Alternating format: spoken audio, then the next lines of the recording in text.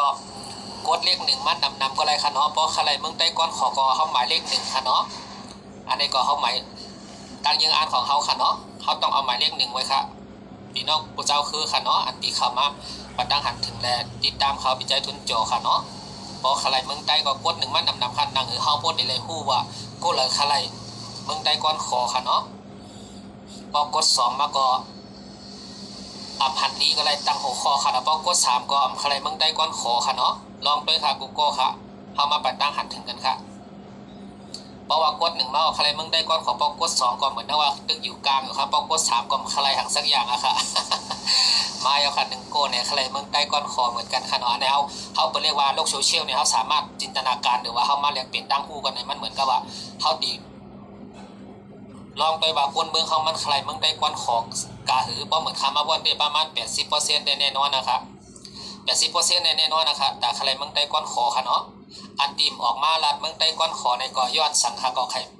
ถามด้วยกูก็ค่ะเนาะกูจุ่มค่ะก็สั่งละในใครมาลัดการเจอจานในใครมาตึกโซนว่าพี่น้องคนเมืองเขามันอะไรมาใส่เสื้อกอมสร้างค่ะเนาะอันนี้ค่ะเนาะจองหันดีค่ะเลยแหละโอเคใครยกบัตรตามมินฮานอได้เลยก็นั่นแหละเนี่ยซื้อเสียงใจหัวใจก้นเมืองเนี่ยคืออยู่ในฐานะก้นเมืองค่ะเนาะแต่ว่าซื้อก่อโฮมสร้างเฮ็ดออกใครแหละเป็นจุ่มค่ะเนาะจุ่มก่อโฮมสร้างเนี่ยลาดในปานี้ค่ะใจจุ่มค่ะเนาะเป็นก่อค่ะเนาะ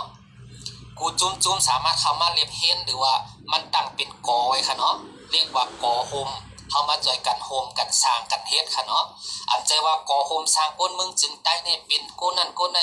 อาจารย์นั่นอาจารย์ในอย่าปีเข้าใจผิดจึงนั้นย้อนนั่นในเฮาดีเข้าใจผิดกันจึงดีกว่าจริงๆในพี่น้องก้นเมืองใครปลอบใจใครให้วนว่าเฮาดีเลือกจุ่มไหลก้นเมืองเฮาดีเลือกจุ่มไหลอันจุ่มดีใครเมืองได้ก้อนขอนั่นเราจอยกันวนนำมาเจนจ้านำเฮาดีหือนี่เฮาวันกันมาให้หือนังหือก้นเมืองเฮาเนี่ยปกติใครเมืองได้ก้อนขอเห็มกาป้าตั้งซื้อเฮาให้แลปาตีเฮาดีเอาจุ่มไหนเฮาดีให้หือกัดดึกย้อนใจว่าจุ่มน้ำแล้วมันจอยกันน้ำในหลีเขาก็จุ่มน้ำจอยกันกูจุ่มเฮ็ดในหลีเขาย้อนนั้นเขามาทัดช้างจ้อมากูจุ่มเนี่ยตีฮีเฮ็ดเมื่อเรียเป็นตื้อตั้งอะค่ะเป็นตื้อตั้งใหญ่ๆลงๆค่ะให้เข้าหากันค่ะมาในเมืองไทยเมืองไต้ค่ะเนาะย้อนเขาก็อยู่ในฐานะก้นเมืองก้นหนึ่งให้แหละใจว่าใครโด่งใครดังให้แหละใครมีชื่อมีเสียงใจค่ะใครมีชื่อมีเสียงออกมาลาดในค่ะในโลกโซเชียลออนไลน์ในค่ะเนาะใครเฮาพี่น้องก้นเมืองเขาป่องเจอการเจอจัดนำให้แหละใครเฮาฮู้ว่าการเจอจัดเขาเป็นจึงหือดีกว่าดังนาในที่เป็นจึงหือเขาดีออนกันที่มาเฮ็ดออนกันที่ว่น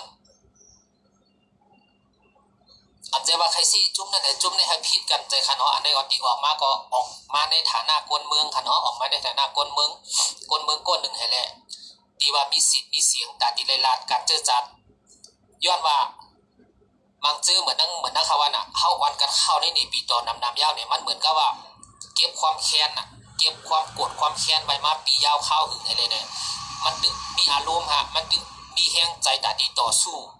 ที่เข้าในนี่ปีต่อก่อนดิ๊กเนี่ยเพราะเข้าในนี่ปีต่อก่อนดิ๊กยาวเนี่ยภาพอันดีกว่านั้นค่ะอันนั้นมันน่ากูได้ค่ะภาพโลกโซเชียลออนไลน์เนี่ยขนาดมันกูได้ค่ะพยายามตึกส่วนว่าหนังคือเมืองเขาดีมีหางมีผางออกกันในโลกโซเชียลออนไลน์เขาดีหือเขาดีกันตึกโซนพี่น้องคนเมืองนั้นเลยเขาดีเฮ็ดให้มันผางหางเขาโปรเลออกสู่โลกภายนอกหรือว่าออกไปโลกโซเชียลออนไลน์ให้มันโด่งดังกว่าในกัมพาในเขาดีหรือใจว่าเล่นเขาในปีต่อนี่ปีต่อเขาไปที่ยันกุ้งมันดีมันใจค่ะอันนั้นค่ะเนาะใจว่าเฮ็ดแล้วดีค่ะอ้อออกมาชู3 นิ้วนี่ดีค่ะอ้อดีค่ะพันดีค่ะห้อมหันดีก็ลงอันไหนก็ค่ะใจค่ะอ้อดีว่าออกมาลาดว่าเข้ากะในกลางใจในห้อมใจว่าใบปันแห้งก็ไหลก้อนหนึ่งค่ะก็ปะห้อมมีหมายมีอยู่ในมือเขาค่ะมีลืมบ้วนค่ะเนาะในค่ะเนาะป้าแกนนำที่ฮักเจอจานแห่งดีออกมาแสดงอาการหรือว่าออกมาลาดตั้งโลกโซเชียลออนไลน์ไหนมาโจมตีเพื่อค่ะเนาะการเมืองในเขาหลุดเลียเพี้ยนโดยลึกๆเขาอะใจเขามังเจอก่อนตัวทุบมามังเจอก่อนอะไรเลียเพี้ยนมาการตัวทุบแห่งการเลียเพี้ยนเนี่ยมันต่างกันค่ะการตัวทุบเนี่ยเขาตัวทุบแค่โจเก็บกรรมก็มันหายกว่าเห็นตากว่ามันมีในภาพตาก็การเลียเพี้ยนเนี่ยมันเลียเพี้ยนกูวันเนี่ยมันฝังลึกๆครับมันหูดันว่าเบิ้นดีคือกะดังลงหน้าใน ข้าวตั้ง1 ปีเนี่ยพอข้าวตั้ง1 ปีเนี่ยเขาดีเฮ็ดอะไรอยู่ค่ะเขาดีมาปัดทงในกูว่าหนูฮะเขาดีวันกันว่าปัดทงในมีในปีดอยันกูในกูว่าหนูฮะอันนี้ก็อย่าไปเรื่องม้วนค่ะเนาะ1ก็การทำมาหากินของเขาเนี่ยตาดีกินกว่าตั้งหน้านั้นกูว่าในก็ควรหาเจ้ากินคำแกก็พวกกินนะครับ1ก็ห้ามจะเจ้าของเงินค่ะ2ก็ห้ามจะเจ้าของกฎหมายค่ะห้ามจะเจ้าของปักเปิงหมายมีเมืองมันค่ะห้ามจะเจ้าอันนาค่ะ4ก็ห้ามจะเจ้าคือมันค่ะเขาหนูวนอะไรจังไหนค่ะใจว่ามาใครทำมาได้หนีปีต่อค่ะเนาะเหมือนว่าการเมืองในบางเจ้าก็ใครมาเฮ็ดผา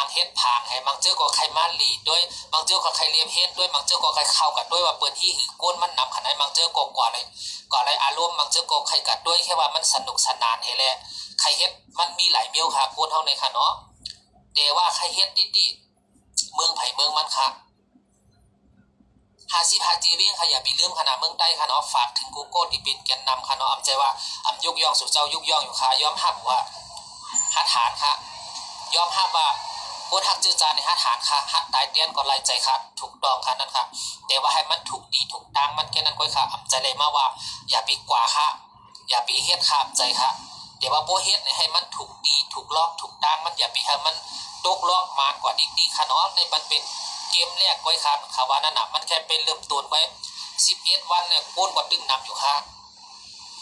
เปิ้นไว้เวลาเข้าตั้ง1 ปีเปิ้นอันแก้ไขกฎหมายค่ะเนาะมันกฎหมายเมืองมานเนี่ย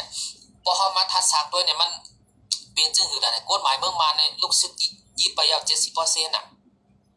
สามารถแก้รัฐธรรมนูญเหมือนเขาว่าอะไรมันสามารถแก้ได้ค่ะในรัฐธรรมนูญของเมืองมานเนี่ย